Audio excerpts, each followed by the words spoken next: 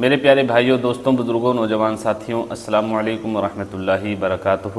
آج کے اس ویڈیو میں جانیں گے عید میلاد النبی صلی اللہ تعالیٰ علیہ وسلم کے دن، یعنی 12 ربیع الاول شریف کے دن فاتحہ پیش کرنے کا طریقہ۔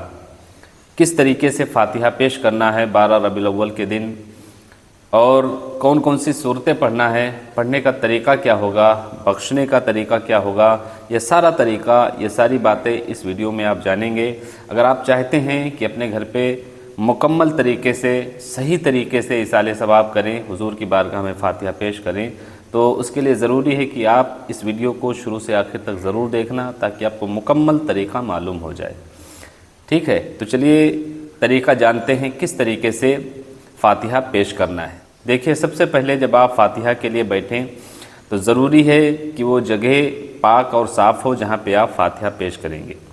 اس کے بعد جو بھی آپ نے گھر پہ ایصال ثواب کے لیے تیار کیا ہے یا باہر سے چیزیں لائی ہیں، تو وہ سب ساری چیزیں سامنے اس طریقے سے آپ کو رکھ لینا ہے۔ جیسے کہ میں نے ایک پلیٹ میں چند میٹھی چیزیں پیش کیا ہے، میں نے سامنے یہ دکھانے کے لیے آپ کو صرف رکھا ہے۔ ٹھیک ہے، ایک گلاس پانی، پھر جو بھی چیزیں آپ نے تیار کیا وہ سامنے پیش کر لینا ہے، رکھ لینا ہے اس طریقے سے، خوشبو لگا لینا ہے، اگربتی وغیرہ۔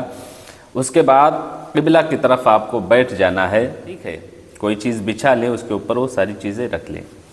اب اس کے بعد سب سے پہلے آپ کو درود پاک پڑھنا ہے۔ ٹھیک ہے، درود پاک جو بھی آپ پڑھ سکتے ہیں، آپ کے لیے جو بھی آسان درود پاک ہو وہ درود پاک آپ پڑھ لیں۔ جیسے کہ میں آپ کو آسان درود پاک بتاتا ہوں، صلی اللہ علی النبی الامہ والہ صلی اللہ تعالیٰ علیہ وسلم، صلاۃ و سلام علیک یا رسول اللہ صلی اللہ تعالیٰ علیہ وسلم۔ یہ درود پاک آپ پڑھ لیں، نہیں تو آپ جو نماز میں پڑھتے ہیں درود ابراہیم وہ بھی پڑھ سکتے ہیں۔ ٹھیک ہے، اب اس کے بعد آپ کو چہارقل شریف یعنی سورہ تلاوت کرنا ہے۔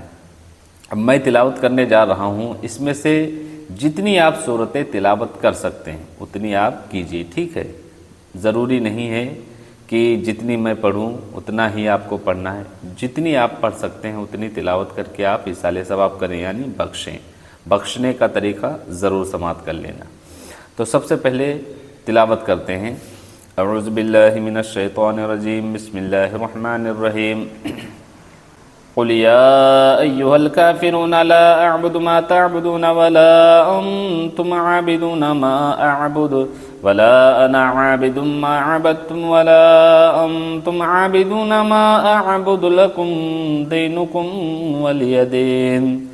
بسم اللہ الرحمن الرحیم، قل هو اللہ احد اللہ الصمد لم یلد ولم یولد ولم یکن له کفوا احد۔ بسم اللہ الرحمن الرحیم، قل هو اللہ احد اللہ الصمد لم یلد ولم یولد ولم یکن له کفوا احد۔ بسم اللہ الرحمن الرحیم، قل هو اللہ احد اللہ الصمد لم یلد ولم یولد ولم یکن له کفوا احد۔ بسم اللہ الرحمن الرحیم، قل اعوذ برب الفلق من شر ما خلق ومن شر غاسق اذا وقب ومن شر النفاثات في العقد ومن شر حاسد اذا حسد۔ بسم اللہ الرحمن الرحیم، قل اعوذ برب الناس ملک الناس الہ الناس من شر الوسواس الخناس الذي يوسوس في صدور الناس من الجنة والناس۔ بسم اللہ الرحمن الرحیم، الحمد للہ رب العالمین الرحمن الرحیم مالک یوم الدین، ایاک نعبد و ایاک نستعین، اہدنا الصراط المستقیم صراط الذین انعمت علیہم غیر المغضوب علیہم ولا الضالین، آمین۔ بسم اللہ الرحمن الرحیم، الف لام میم، ذالک الکتاب لا ریب فیہ هدى للمتقين الذين يؤمنون بالغيب ويقيمون الصلاة ومما رزقناهم ينفقون والذين يؤمنون بما أنزل إليك وما أنزل من قبلك وبالآخرة هم يوقنون أولئك على هدى من ربهم وأولئك هم المفلحون وإلهكم إله واحد لا إله إلا هو الرحمن الرحيم إن رحمة الله قريب من المحسنين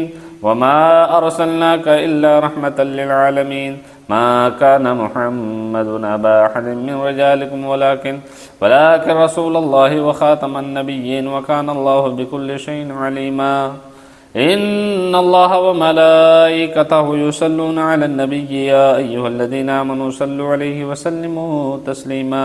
اب درود پاک پڑھ لیں. صلی اللہ علی محمد صلی اللہ علیہ وسلم. یہ چھوٹی درود پاک آپ کوئی بھی پڑھ سکتے ہیں. بسم اللہ الرحمن الرحیم. الا ان اولیاء اللہ لا خوف علیہم ولا هم يحزنون الذين آمنوا وكانوا يتقون سبحان ربك رب العزة عما يصفون وسلام على المرسلين والحمد لله رب العالمین. الفاتحہ. اب آپ کو بخشنا ہے، ٹھیک ہے؟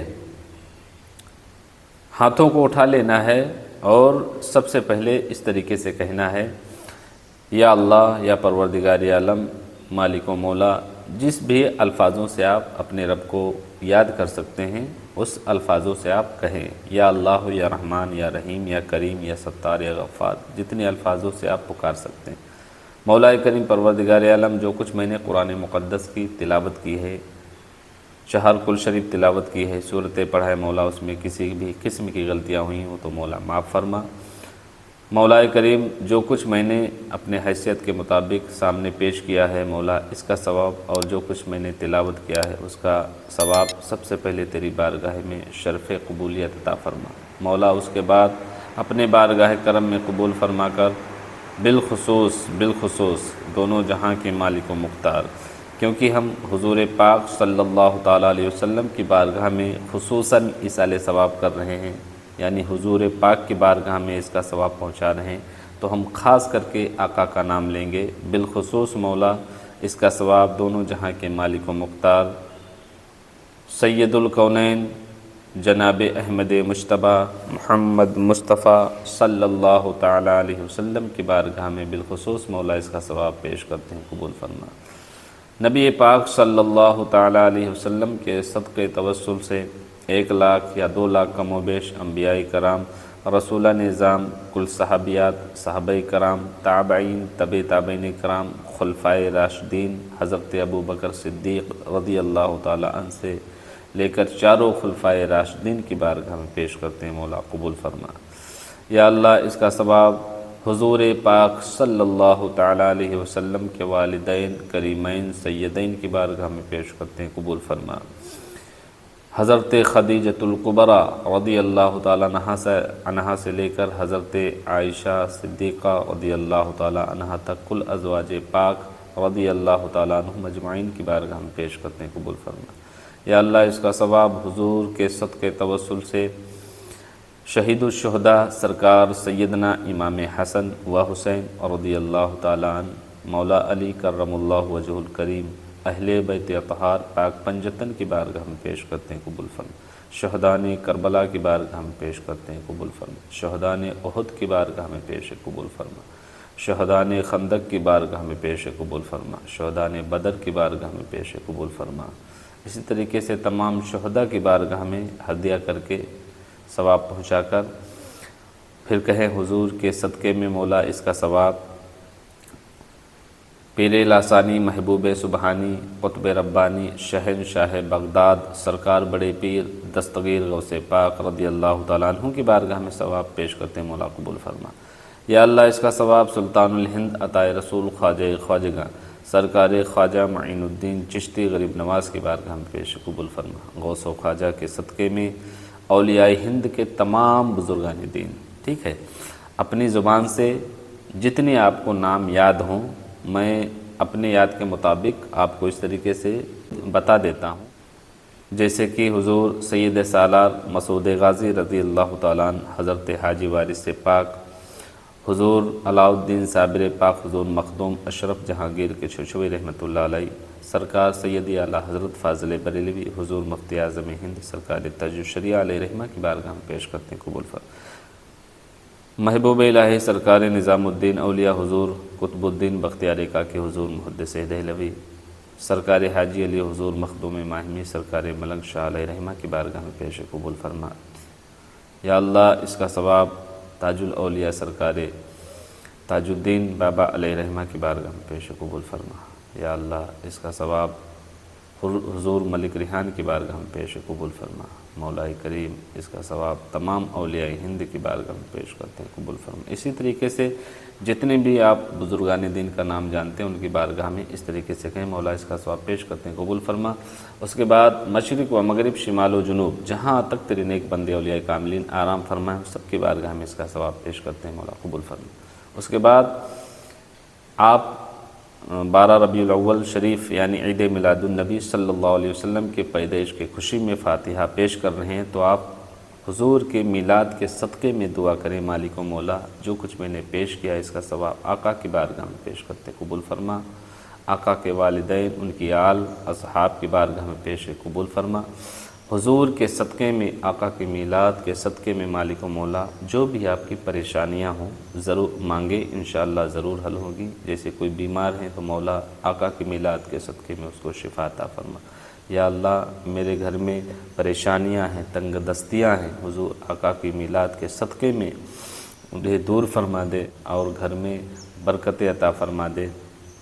या अल्लाह जो बे औलाद हैं उनको साहिब औलाद अता फरमा दे, या जिन बच्चियों का रिश्ता नहीं आता है आका के सदक़े में उनकी रिश्ते अता गैब से अता फरमा दे। जिस तरीके से चाहें आप आका के मिलाद की खुशी में जितनी दुआएं चाहें आप मांग सकते हैं, ठीक है। हुजूर पाक के सदक़े में इंशाअल्लाह ताला ज़रूर दुआएं कबूल होगी। तो मैंने बता दिया तरीक़ा, और आखिर में आप दुरूद पाक पढ़ें सल्लल्लाहु ताला अला खैरि खल्क़िही व नूरि अर्शिही मुहम्मद व अला आलिही व अस्हाबिही अजमाइन बिहक़्क़ि ला इलाहा इल्लल्लाहु मुहम्मदुर रसूलुल्लाह सल्लल्लाहु ताला अलैहि वसल्लम। तो उम्मीद करता हूँ जो भी मैंने तरीक़ा बताया है वो तरीक़ा समझ गए होंगे। तो इस तरीके से सबसे पहले आप सूरत तिलावत करें, उसके बाद बख्शने का तरीक़ा अपने अंदाज से आप अपने अल्फाजों से कह सकते हैं। मैंने जिस तरीके से बताया है तो आप इस तरीके से ना अपने अंदाज से बख्श सकते हैं, साले सवाब कह सकते हैं। कुछ अल्फाज अगर नहीं निकल सकते हैं तो आप अपने अंदाज से जिस तरीके से चाहें कह के इसका सवाब हदिया कर सकते हैं, पेश कर सकते हैं। तो अगर वीडियो पसंद आया हो तो इस वीडियो को आगे तक शेयर ज़रूर करना और चैनल को सब्सक्राइब ज़रूर कर लेना।